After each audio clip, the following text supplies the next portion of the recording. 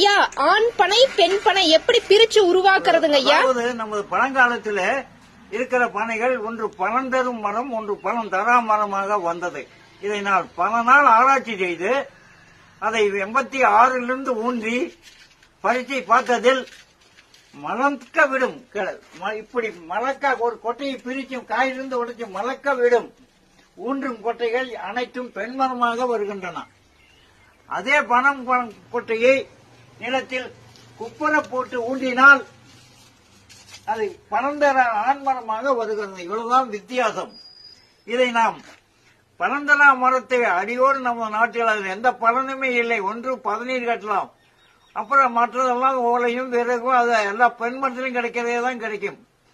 பனைமரத்தில் போட்டால் பெண் பனைமரம் காய்க்கினால் ஒன்று பதநீர் கட்டலாம், அதை கட்ட தவறினால் பாலை வந்து இளம் பிஞ்சுகளாக ஏற்பட்டு பணம் நொங்கு கிடைக்கும்.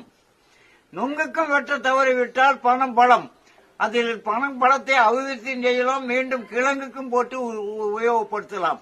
அதனால அனைத்து மக்களும் இந்த பெண்மனையை உருவாக்கி விட்டு நம்ம நாட்டில் பரந்தரா